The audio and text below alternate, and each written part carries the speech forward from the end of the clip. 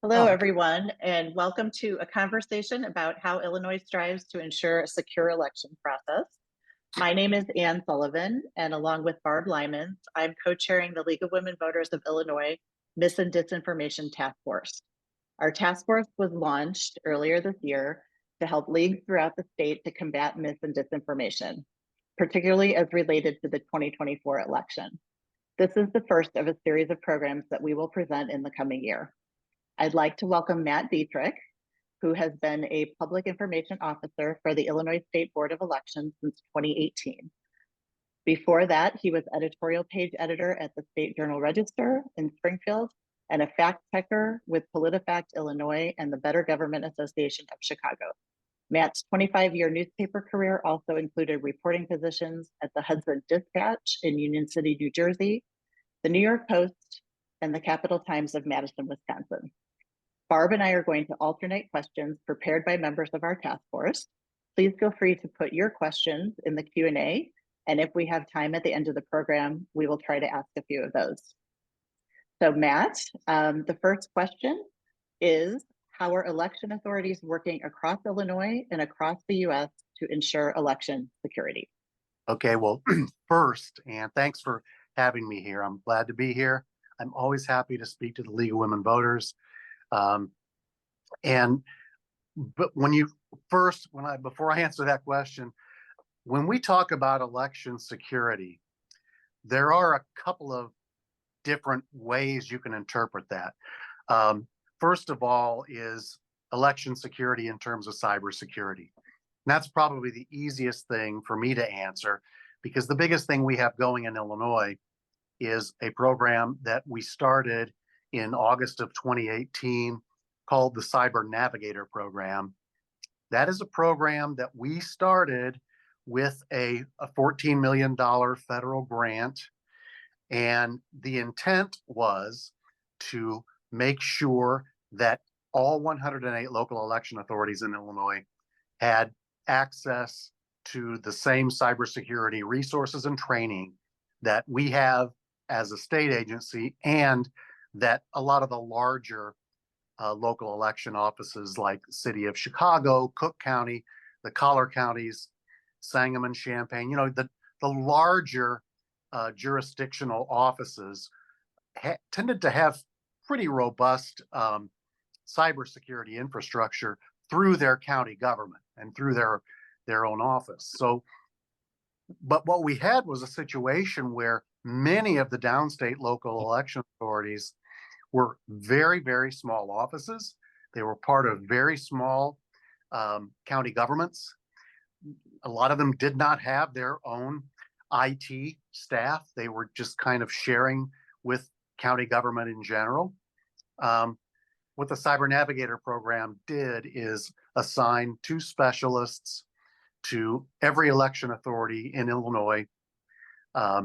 We break the state up into 4 different zones, and there are 2 cyber navigators in each zone, and they work with the 20, 25 or so local election authorities within their zones. And as part of membership in the Cyber Navigator program, the local election authorities agree to be part of the EI-ISAC, which is the Election Infrastructure Information Sharing and Assistance Center. I always get this wrong. It's through the Department of Homeland Security, and it really keeps an eye nationally on the election infrastructure with a mind toward watching out for cyber threats. And our cyber navigators are there to be interpreters primarily of any messaging that comes through the EI-ISAC or from the Department of Homeland Security. And they also conduct risk assessments in those offices. They make recommendations for equipment that should be changed out or revised. And we also, as part of that $14 million, we established a grant funding program, and we administer security grants through the Cyber Navigator program so that even very, very small county clerk's offices who need, say, new computers, new PCs, that's a $5,000 or $6,000 expense that is not a big deal for a larger county, but in a very small county is a very big deal. So we make it easier for them to fund all of their security needs, and we make sure that they're getting the proper training to make sure that they're protected. And a lot of that is as basic as just training election staff to don't click on links that you receive in emails, because we all know by now that that is the most common way that ransomware attacks happen, not just on little tiny government offices, but we've had the city of Atlanta, entire other cities and large corporations. Something as simple as clicking the wrong link, you have a ransomware software that's released, and it locks up the whole system. And I think the clerks have all really taken that to heart over the last 6 years since cybersecurity really became a part of their job. And obviously, at the State Board of Elections in 2018, along with creating the Cyber Navigator program, we now have a separate Office of Information Security. We have a Chief Information Security Officer who has his own staff, and they are constantly watching for potential break-ins to our system. And I like to explain it as it's not so much individual attacks of people trying to break into our systems. It's more akin to being in a submarine far under the ocean, and the water pressure is trying to find any vulnerable spot in the submarine's body to break in. That's kind of what our cybersecurity situation is. There's a constant effort of forces on the outside trying to get in. And so we have our own separate department now that keeps an eye on that. And of course, I think probably everybody in this conference is aware that back in July of 2016, there was a data breach in our system at the State Board of Elections, where it was kind of a garden variety attack, where they were able to, we had left a door open after some routine maintenance. We had left a data field open, and they were able to send inquiries through that open data field and get some data out. They weren't able to change anything. And what they did get was fragmented pieces of addresses that were encrypted. And we didn't have, there was no negative effect on the subsequent election in November of 2016, but it was a warning sign, and everything at our agency changed from that point on. To the point where now we really don't talk about 2016 that much, because it's, we're coming up on 8 years from that, but that's the cybersecurity end of it. So the Cyber Navigator program is really our way of helping all of the local election authorities to make sure they've got what they need so that they don't have some sort of data breach.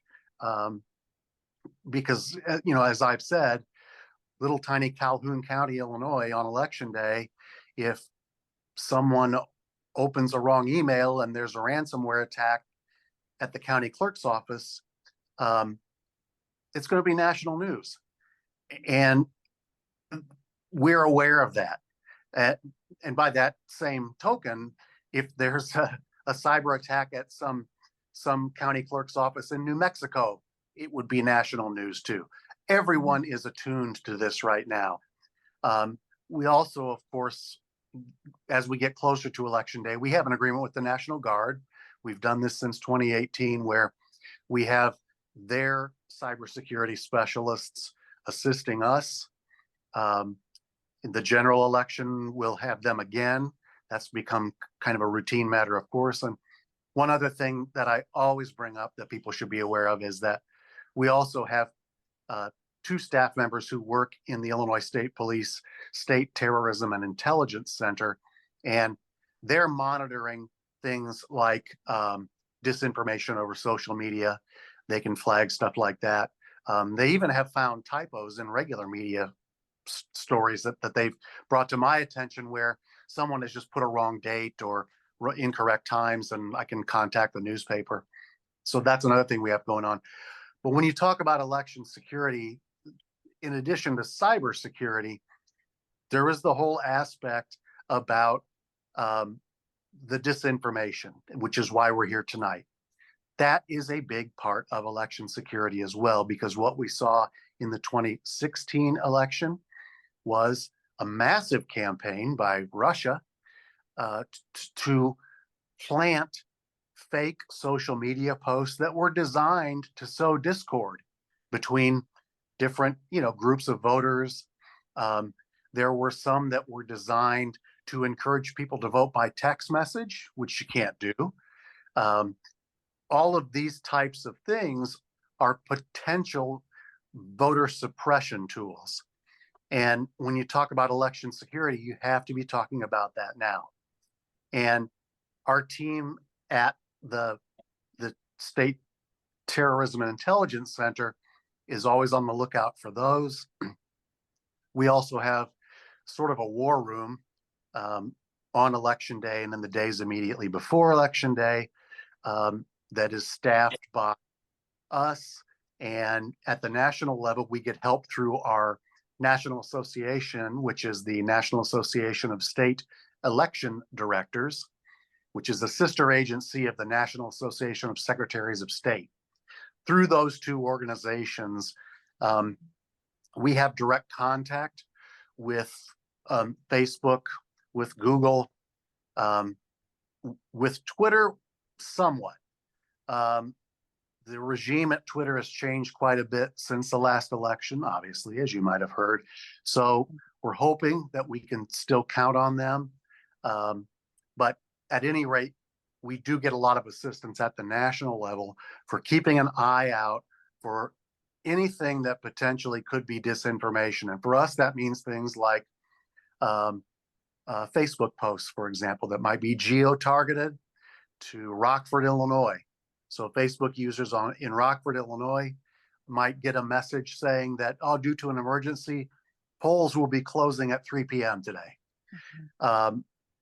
If something like that is flagged, we can go straight to Facebook to get it taken down. We can also use our own social media to send out our own messaging to say, no, that's not true. We can alert the Rockford Board of Elections to use their social media and contact their news media, those types of things. We haven't had to do that yet, thank goodness. But those are the kinds of things that we will be looking for. Now, it's an obvious question is, you have millions of Facebook, Twitter, social media users within Illinois. How do you track all that? And it's not possible for us to ride herd on that many individual social media users. But what we do have through Facebook and through the other social media outlets is they'll prepare dashboards that will be populated with likely keywords, including candidate names, county names, those types of things, so that when those posts pop up, they'll be automatically searched for potential disinformation, for potential deliberately wrong posts trying to get voters to stay away or to do something that, like, for instance, with a vote by mail ballot. Well, actually, these are legitimate posts that I've seen where people tweet that do not use a black pen on your vote by mail ballot, use only green. That was an actual tweet, I think, during the 22 cycle. And it was one of the social media rumors that we are constantly trying to track down. They get traction and they go all over. And I'm sure everyone on this call knows that that's false, and use the black pen that your election authority tells you to use. But that's an example of the kind of things that we're trying to combat. Sharpie Gate, another one that I know it's going to come up again this year, that Sharpie markers in the polling places, they bleed through and they mark other things. Not true. ballots are designed specifically to avoid that. A lot of polling places use Sharpie markers specifically because that's what the manufacturer says to use. So at any rate, I don't want to take up the whole night talking about that, but when you talk about election security, you are talking about cybersecurity, you're talking about security of information reaching voters individually on their social media channels. And of course, you're also talking about the security of the ballots in polling places and how they're transported and how they're handled. And all of that is laid out in the election code.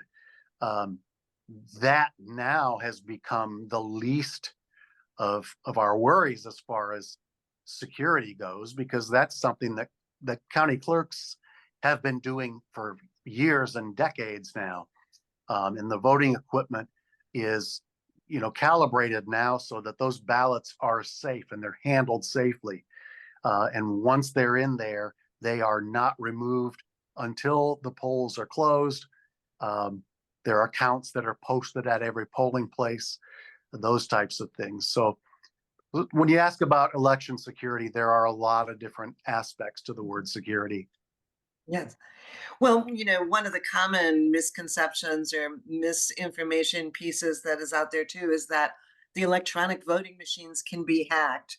Yeah, Um, and our machine, our is election equipment in Illinois on the internet.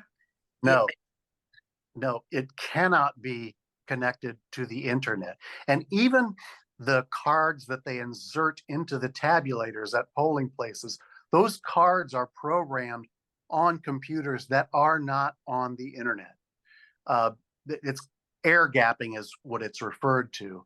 And that's one of the things that actually that message seems to have gotten across to a lot of voters, that those tabulators that you're feeding your ballot into will not be on the internet. Remote hackers can't hack in and change votes and manipulate results. Um, so that is a big message that you'll be hearing a lot from us, Barb. Yeah. Yeah, thanks. Well, another part of the question is, I guess, is I can you explain what the Illinois State Board of Elections does to authorize new equipment to make Hmm. sure that it's up to safety standards? It's pretty rigorous, isn't it? This Yeah. process. And right now in Illinois, there are 6 systems that are certified for use by the 108 local election authorities. And when, in order for a system to be approved for use in Illinois, first it has to pass testing by a voting system testing lab. Those are accredited testing laboratories that run, uh, they put any voting system through a series of tests. Uh, they have to be, they have to pass all those tests before they can reach any of the states. So Vistal approval is part one. And then the system comes to us, and we have an entire division of voting and registration systems, whose personnel is responsible for testing those machines according to Illinois state standards. Now, one thing about voting in Illinois is that in Illinois, every vote has a paper record. If if there was a huge problem um, at the end of the day on election day, we would be able to take every ballot from every precinct, and each election authority would be able to rerun that entire election based on the paper ballots. They're either printed, pre-printed, and handed to the voters. In some cases, they're printed on demand at a vote center, which is what the city of Chicago and a couple of other counties are doing. In some places, you are given a um, receipt for your ballot that you can check, depending on what your system is. But there is always a paper record that can be verified. That's part of the process. Every system has to have that capability. Um, and I know that the other thing happening is that before every election, we select a certain number of election authorities where our people will go out and do a pre-test. That's usually about 10% or so. So, roughly 10 to 12 jurisdictions. Right now, we have a lot of people out in the field doing that testing. The other thing that, and whenever there is a software update to any of these systems, which there are constant updates, they're always improving security and improving function. But before they can implement any of change of that nature, that has to be approved. Again, they have to run that through our VRS department. Then our VRS department has to test the new software upgrade. They have to prepare a report. They have to present that report to our 8-member board, and our 8-member board then has to approve the new software, so that voting system can continue to be used in an updated format. So a lot of times you'll see, if you watch our monthly meeting agendas, you'll see that not anymore because we're into the election season now, but quite often you will see a VRS report on change that has been made to a voting system, software updates. You'll see, version 1.2.2.2, those types of things. So that's always being upgraded. And just like your phone gets constant security upgrades, it's the same with voting equipment. They're always looking for potential, any potential weakness they'll fix immediately. One of the problems we do face, though, is even though we've talked about how voting tabulators are not on the internet, they're not subject to remote hackers. You can't have some group in Moscow like the IRA that did all the fake Facebook posts. They can't hack into a tabulator. Every year in Las Vegas at the hacker convention, there's always a press release, and I can just count on it because I dread it. They buy an old tabulator on eBay, and they get the best hackers in the country, very knowledgeable people. They go in with screwdrivers, they open them up, they change them around, they hack them, they report what they've done, and then we have to explain how, well, yeah, if you go to your county clerk's office and break in and steal a tabulator and you have the know-how to open it up and reprogram it, you can probably make it do something different. But the problem with that is voting machines are not accessible to the public. They are sealed. And if those seals are broken, election judges know it. The county clerk themselves know it. There is not the kind of access to those machines that an expert would have to get in there and make them do anything other than what they're already programmed to do. So, that's something that comes up every year. And I always end up explaining to people, if a hacker got into your car and knew what they were doing, they could make your car do all kinds of things that it's not supposed to do too. But you just don't have that type of access in order to do these things, and I don't think anybody ever will. Right. And do you have Yeah, so okay, the next question, another kind of security is ballot security. How do we make sure that the ballots are kept, the mail ballots are kept secure, the early voting ballots are kept secure, and the election day ballots are kept secure, if there's any difference among those? Sure. Well, the election day and the early voting ballots, that's fairly simple to explain, and really people should not have any security concerns about those. Once they're fed into the tabulator, that's where they'll stay. If you've gone in and early voted already at your election authority office, or in Chicago and Cook now, they've opened up the other places.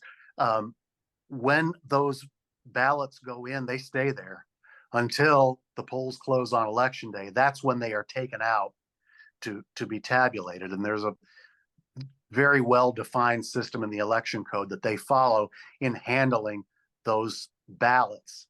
I think where we need to get the messaging out about security is more with vote by mail. And Okay. I really think that 2020, for all of the, as horrible a year as that was in all respects, one thing that it did do was, I think that it did convince a lot of people about the convenience of voting by mail, because we had 1/3 of our vote cast by mail in 2020, in the 2020 general election. The most previously was just shy of 10%. And then in 2022, it kind of leveled out, but we were still up at over 15%. But I think that a lot of people voted by mail in 2020 and decided they liked it. So they came back and did it again in 2022. Now we have the permanent vote by mail list that a lot of Illinoisans have signed up for. And that to me is an indication that voters in general are very confident about the security of the vote by mail system. And I think that the reason that so many people who already voted by mail came back to it is they saw the security that's in place. And that includes, number one, when you apply for your ballot, you have to sign your application. Your signature is compared then with the signature on record.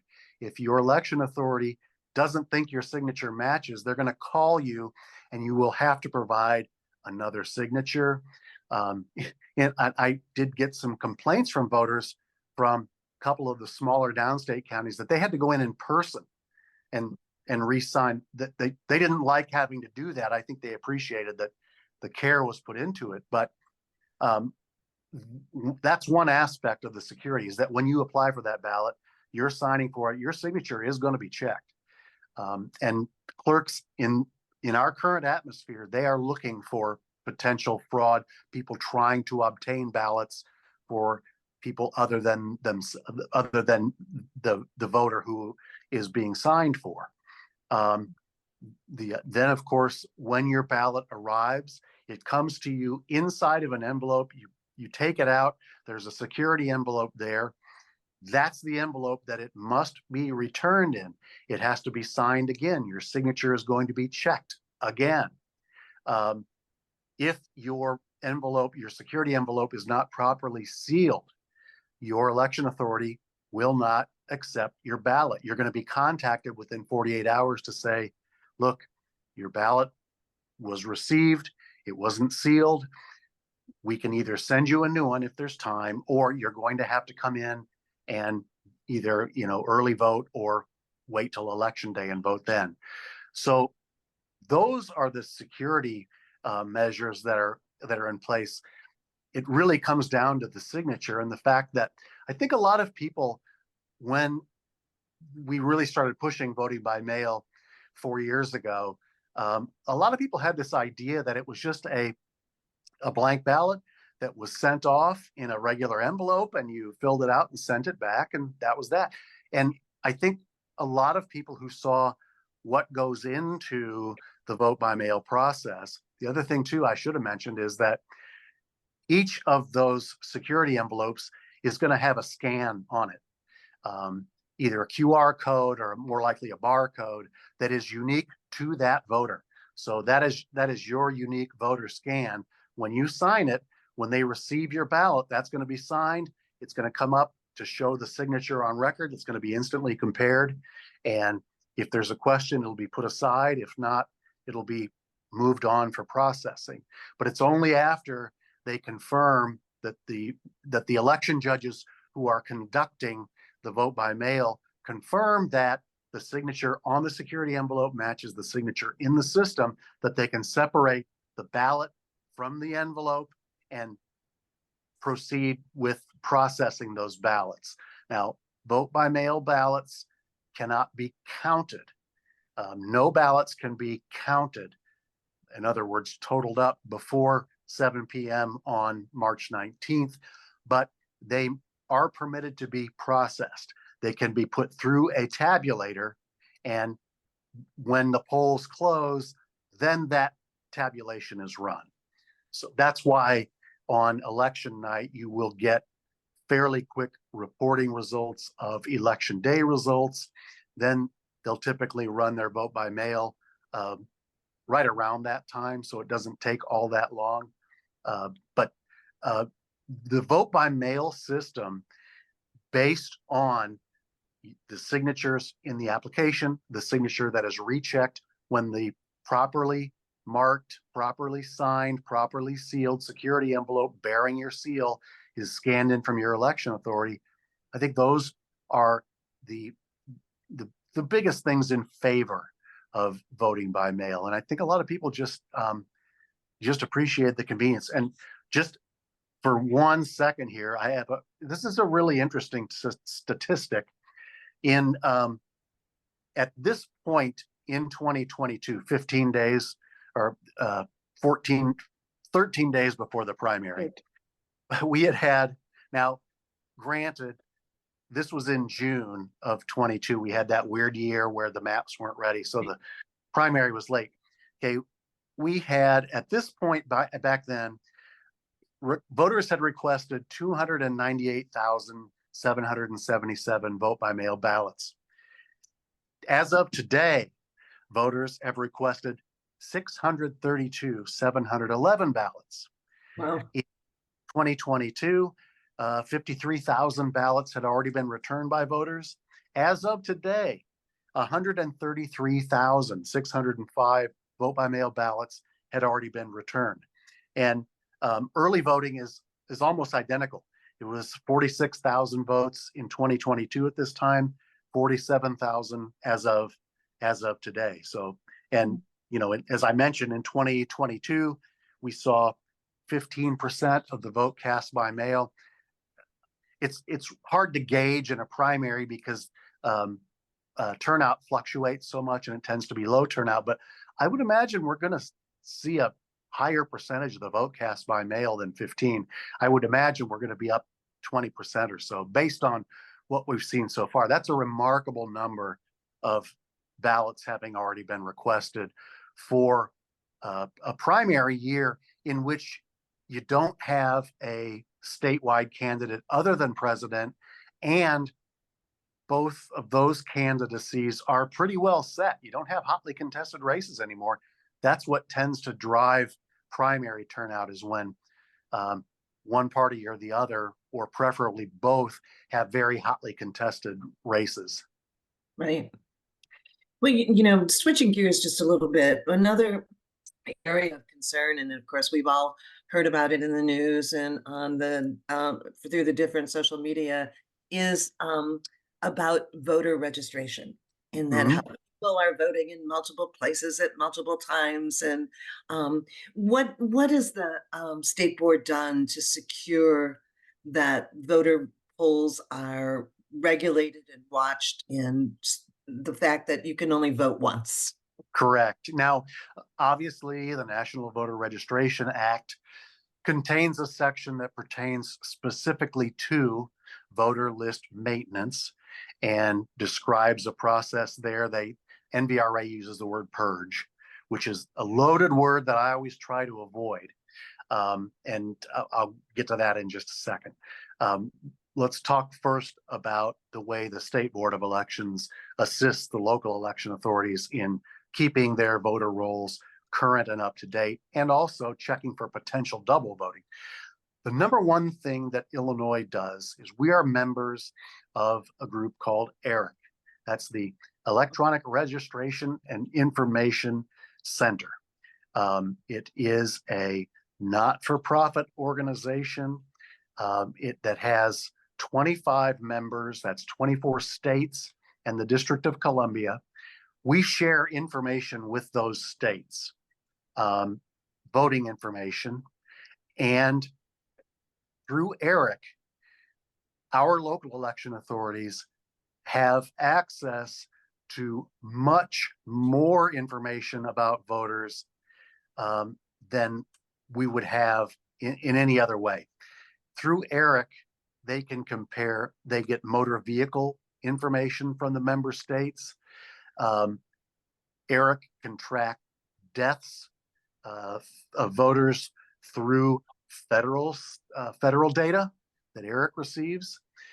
ERIC also does a voter participation report, which they send out to us after every election, that identifies potential double votes that are found with voters in Illinois and voters in other member states. Now, to my knowledge, we have not had a prosecution for a double vote in Illinois.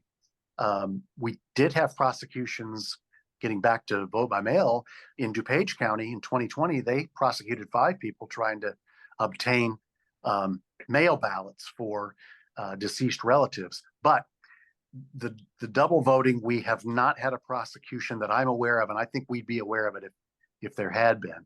So ERIC is the biggest assistance that we provide to our local election authorities. They also have access to IVRS, which is the Illinois Voter Registration System. That is the statewide database that we maintain. It contains all voter data for all 108 election authorities statewide. It is updated every night so that new voters are added to it and canceled registrations are removed from it. Each election authority uploads their new data every single day. Now, within IVRS, the county clerks and boards of election also have tools that they can use, such as Social Security Administration database. This is especially useful in identifying deceased voters. You know, we always get the accusation, oh, there's more dead voters on the voter rolls than there are, all this kind of thing, and that's just not true. And there are so many sources of data to make sure that deceased voters don't remain on the voter rolls, that they are removed in a timely fashion. Now, let me say one other thing about ERIC. When ERIC had at one time 33 states, and some states have dropped out in recent months. Now, when I first joined the State Board of Elections, we were also part of a group called, it was run from Kansas. It was like ERIC, it was a consortium of states, and now I'm drawing a blank on the name, but it became a target because a lot of liberal voters, so Crosscheck, I'm sorry, it was called Crosscheck. We were members of the Crosscheck system. It was administered by the Secretary of State in Kansas, Chris Kobach. Well, in 2018, Chris Kobach became a lightning rod because he served on President Trump's voter fraud commission that was aimed at finding these allegedly 3 million votes that had been cast illegally by non-citizens. So Chris Kobach was kind of the public face of that. He was also the head of Crosscheck. A lot of people had problems with that. Became a real political firestorm here because the accusation was election authorities in member states of Crosscheck were using Crosscheck to remove legitimate voters and kick them off the voter rolls, and they would show up and not be able to vote. This wasn't happening in Illinois, but I think it may have been happening elsewhere, and purge became a dirty word to the Democratic side primarily, okay, for Crosscheck. Well, now the same exact people who for years since I joined the Board of Elections have been inundating our agency with Freedom of Information Act requests, demanding documents showing that we are conducting the correct voter list maintenance and removing inactive voters, removing deceased voters. Now I'm getting letters from the same people demanding that we drop out of ERIC. And that makes no sense whatsoever. Ohio was one of the most recent states to drop out. And one of I believe it may have been the former Secretary of State of Ohio who first joined ERIC, said that that's the wrong approach and that ERIC was the best tool that any state could have for keeping accurate voter records. It would be great if all 50 states would belong to it, because then we'd be able to identify anybody in any state who may have double voted. But as I said, that's not a problem that has really emerged. And believe me, if there were prosecutions, we would have known about it. We have in the past referred cases to local election authorities based on the ERIC voter participation list, but those were very quickly identified as being, you've got a Michael Smith Jr. and Sr. living at the same house. When you're dealing with millions of voters, a lot of strange things can happen. Even social security numbers off by one number with very similar names, those kind of things. Oh, I should also mention the reason that ERIC has become a target is because one of the functions of ERIC is that every other election year, so this coming August, we will receive from ERIC a list of eligible but unregistered voters, EBU. And we send postcards to those eligible but unregistered voters that state our records show that you may be eligible to vote in Illinois. If you are a citizen, if you are 18 years of age, you may be eligible to vote. And if you are, here's how to do it. That's all it does. We had 42,000 of those cards sent out in August of 22. I'm not sure how many resulted in registrations, but a lot of people have believed that those cards were going to people who were not U.S. citizens, and that they were using those to register non-citizens to vote, which is completely untrue. That's a very, very small part of what ERIC does for Illinois, is identifying these potentially eligible voters. And I'm hoping that eventually this kind of dies out and we see these states come back into the system when they realize that it really is, for people who are concerned about having accurate voter rolls, that's what you want to be in. And I'm glad that Illinois is still one of the 25 states and DC that's in it. Great. We have about 15 minutes left. So Barb, I think I'm going to skip ahead to the question about, are there any other processes, Matt, that you think could be questioned by election deniers? And how does Illinois ensure that these potential claims are debunked?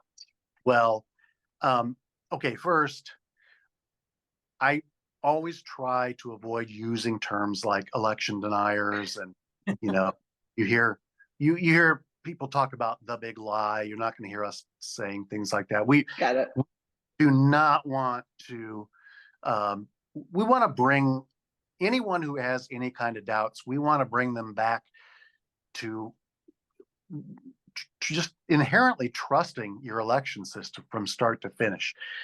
But when I first saw the question here, I kind of wanted to change the wording. Are there any processes that could not be questioned by election deniers? Because what we've seen is that no matter what, there is always something else that gets questioned. And I've answered, I'm the Freedom of Information Act officer for the state board. So I supply a lot of documents to the people who, as I said, have always requested a lot of documents about voter list maintenance, and are now all of a sudden demanding that we get out of ERIC. Every time I supply a document, these same requesters will come back with another question that they've come up with based on that document, and it really becomes unproductive. And once these things take hold, the Georgia example, the election judges there who were sharing mints, and they were questioned on what they were doing, and the suitcases full of ballots and all that stuff. All of that was thoroughly disproven, and yet I still hear from people who believe that's absolutely true. It's going to be a constant battle, despite what I've said tonight about vote by mail. You're still going to have people who believe that tens, hundreds of thousands of vote by mail ballots are either being dumped or are going to the wrong people or are obtained fraudulently. And the only thing we can do is continue to explain what we do. It's very hard to disprove a negative. And we cannot, the only thing we can do is continue to repeat what we've been doing for all these years. Things that never were doubted prior to 2016. Back in September, I was on a kind of a barnstorming tour of central Illinois, going from Tazewell to McLean to LaSalle County with a couple dozen local election authorities, county clerks, mostly Republicans. And their message was simple, that, look, we are over a year away from the election. We're 6 months out from the primary. And if you have election doubts, come to our office and talk to us. We're your neighbors. We'll show you what we do. We'll explain it to you. Please come to our public testing. And that was their message. And, I'm really hoping that that sort of takes hold. And, these clerks said, and especially their spokesman was John Ackerman, who's a Republican from Tazewell County in downstate Illinois, in Pekin. And like he said, prior to 2016, we never, ever heard these kind of doubts and questions about our system. And nothing has changed. There is no reason why you should have any doubt. And, he was emphasizing, and they were all emphasizing, that we are your neighbors. Our kids play on the same baseball teams. They go to the same schools. We're not part of a giant faceless conspiracy. Come to our office and see us. It's kind of the same with us. All we can do is continue to make our message. And you'll see we'll have ads on TV and radio and social media starting probably in August, and especially as in the run up to the election, that are based on really hammering home to voters that the State Board of Elections is your trusted source. If you have questions about the election, come to our website or go to your local election authority if you have questions. Go, if you watch the public testing, they'll be doing public testing here over the next couple of weeks, in 2 weeks. Let's see. Yeah, they'll be doing it next week. So follow your local election authority's website, find out when they're doing the public testing, and go. You can check. We also run a 5% random retabulation after every election. That's not something that the public can view, but it is something that the parties, representatives of the parties, can go and watch to make sure it's done correctly. So, voters do have representation there in that. But really, anything can be questioned. And we've seen things that we never had a second thought about. Like, for example, Eric is now seen as part of the a potential weakness in election security, rather than the strongest tool that a state can have for maintaining correct voter rolls. Well, how can we in the league and other nonprofit organizations help you get the word out and help you dispel some of this mis and disinformation? Well, I think number one, we do have a pretty good social media presence, and we have a very good social media director named Beth Ann Custis, who our handle is at Illinois SBE. And Beth Ann does a great job on Instagram, especially as far as educating people on security, voting machines, the voting process. Follow us on social media and repost those, retweet our tweets and share our Facebook posts. Take a look at the Instagram. We do have a YouTube channel. Currently, it's pretty much, we've started live streaming our meetings. So that's pretty much what you're going to find there for now. That may change. I think when we get into our media campaign later in the summer, you'll see some things on YouTube that'll be short and shareable, similar to the 15, 30, 60-second TV and radio spots that we'll be doing. But I think the biggest thing you can do is probably follow our social media and share it. And then obviously in your, everything that the league does contributes to a better knowledge of the election system. So anytime you have these forums, the candidate forums that you hold, all of those things, first of all, and I'm sure you've probably seen this, it gives the public a chance to air some of these concerns they have. And listen, I don't think anything is unreasonable if, we tend to think of some of these things as somewhat, I don't want to say crazy, but look, the green pens on your absentee ballot, that kind of social media stuff. If you have a public forum and someone comes up with a question about something like that, just answering those questions can go a long way toward reassuring any voters who harbor doubts about things. I do think a lot of this will be helped along by the clerks themselves and the efforts that they make in their local communities.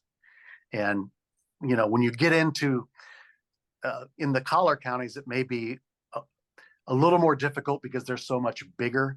And the media there tends to get sort of overwhelmed by the Chicago media.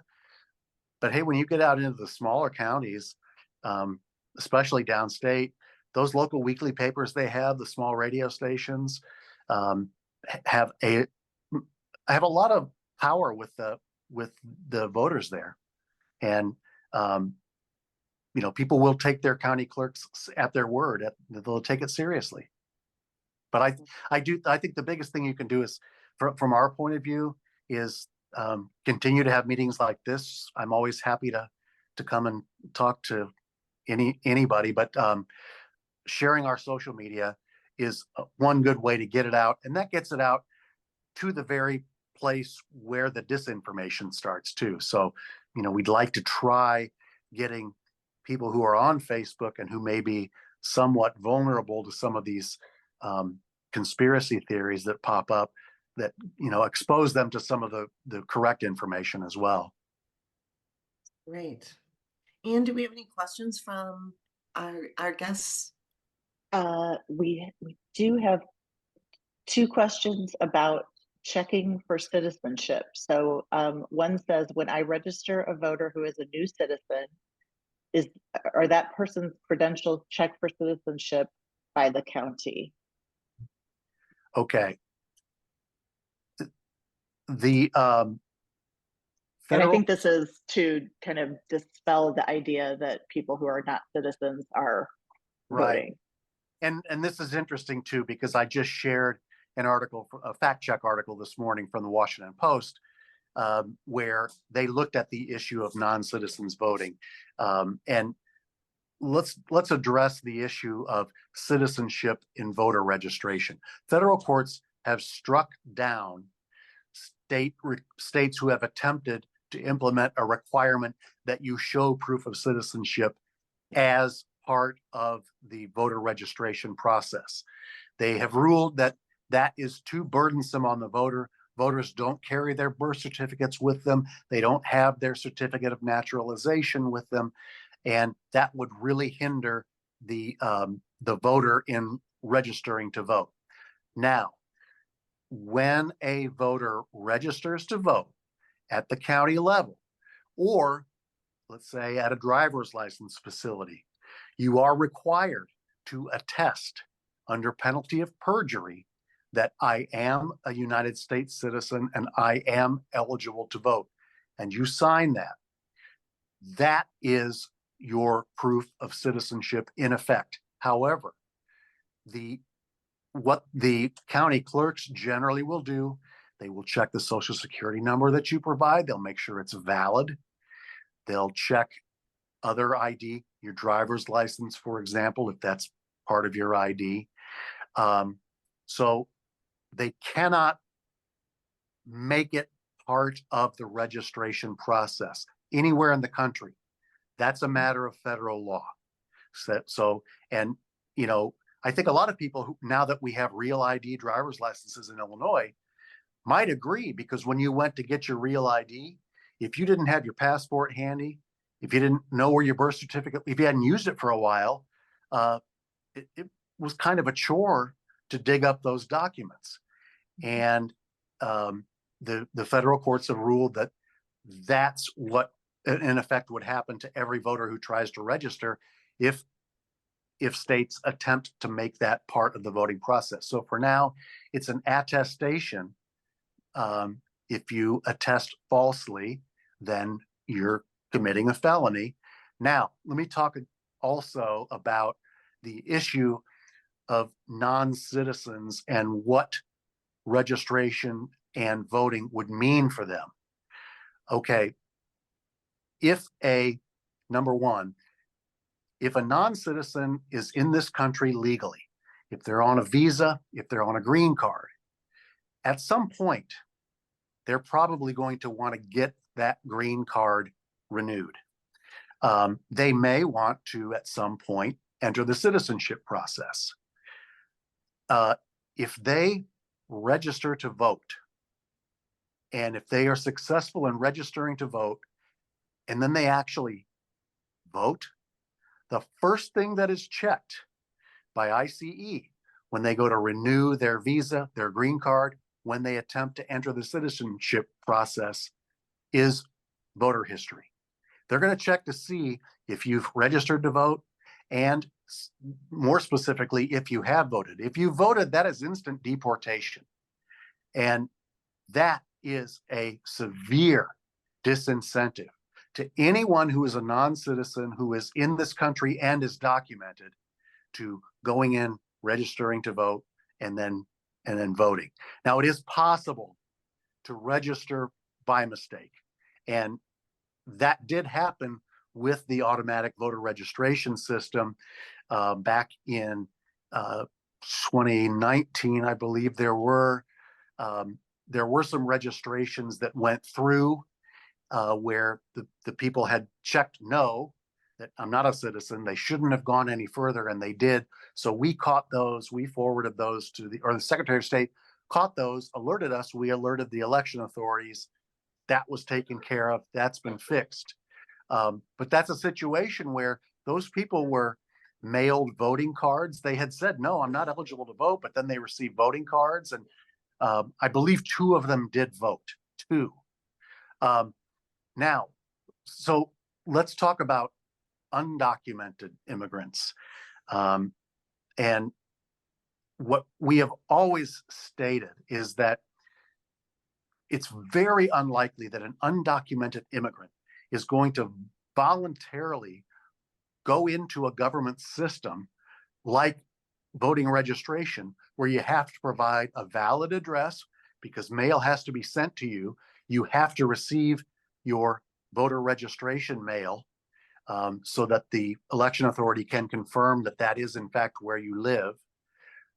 And the last thing that an undocumented immigrant in the United States wants to do is wave a red flag to the federal government, alerting them that A, I am in this country, and B, this is where I live.